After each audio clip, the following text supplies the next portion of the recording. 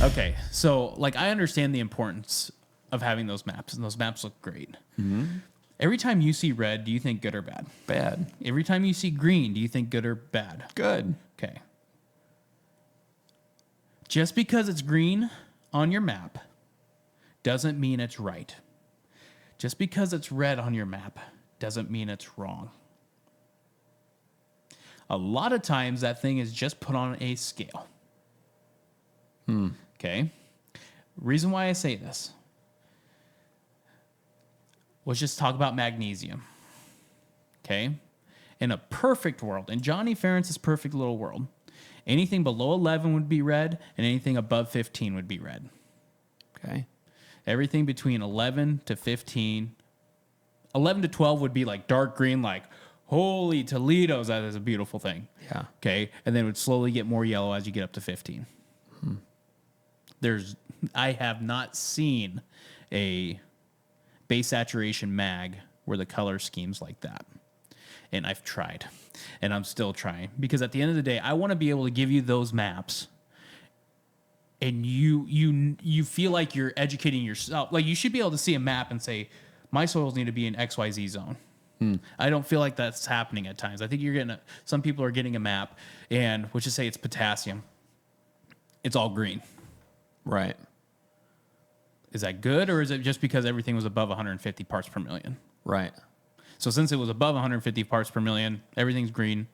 Yeah, maybe you don't need potassium this year, but maybe we need to be looking at it because your potassium parts per million is higher than your mag part per million, and that's a problem. Right. It's almost like you need, based on these maps, these are the red flags. Yes.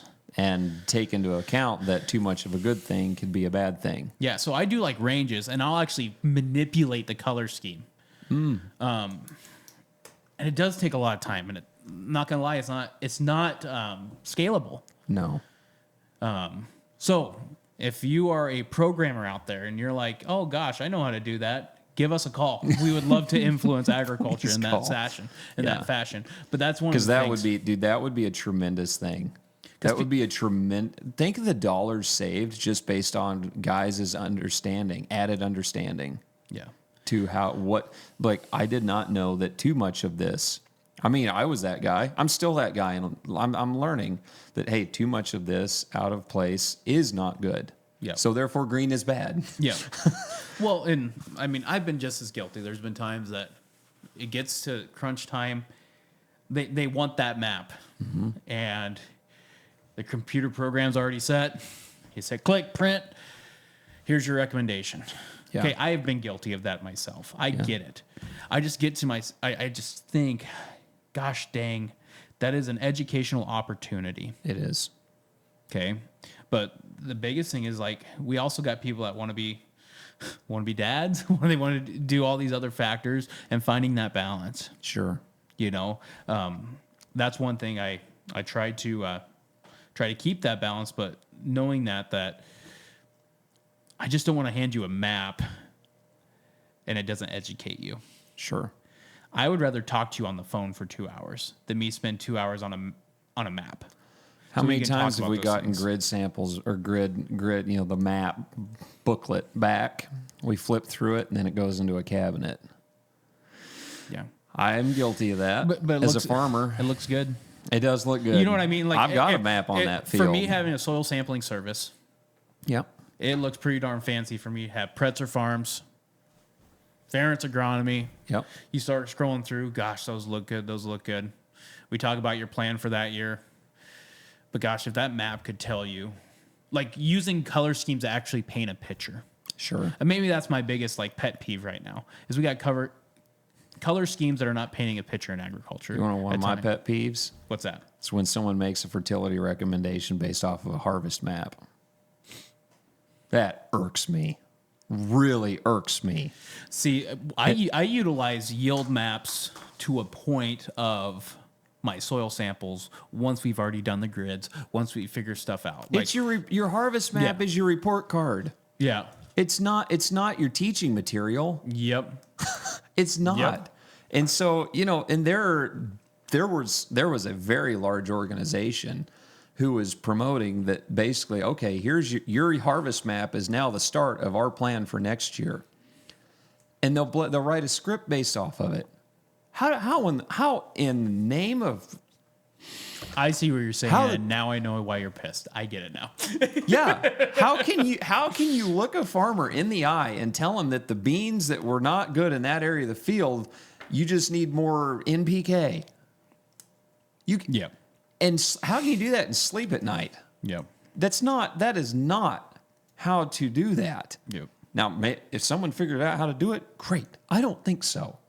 I went to the I was asked to go with a customer of that to their clinic. And at that clinic, the main talking point was that potassium is a good nutrient to add to your field. That was the topic of conversation in that class.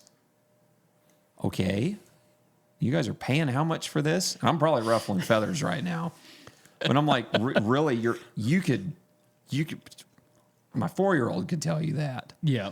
Now, granted, he's immersed more in agriculture than most 4-year-olds, but it's like, what are we actually teaching guys? Yeah. And then, okay, potassium's good. Yeah, potassium. And then, but no one talked about forms.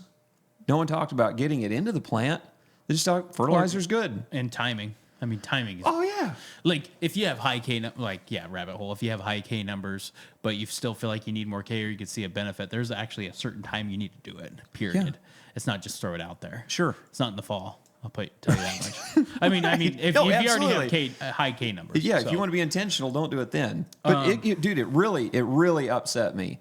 This was supposed to be... If this was just some random, lunch meeting type thing. It wasn't. It was a seminar put on for advanced growers. And I don't know,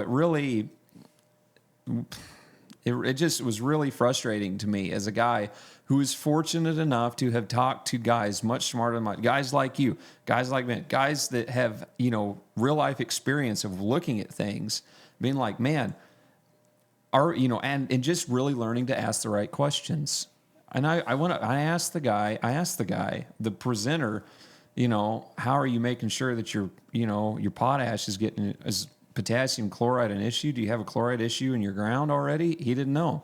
He didn't know how to talk about chloride. Yeah.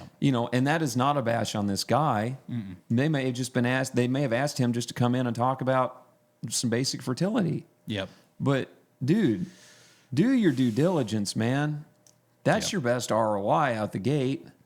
Holy crap, just learn how to ask questions. Yeah. Well, and that's benefited me on my farm more than anything else. It hasn't been fertilizer, it hasn't been seed, equipment, nothing. It is just learn the right question. Guys, if you've liked the information that you've seen so far, go ahead and check out the full-length podcast on our YouTube channel. Be sure to subscribe there. It's also on all the major podcast platforms. We're constantly dropping info and more content on all the social media platforms, TikTok, Instagram, Facebook, etc. Check it out for a lot more content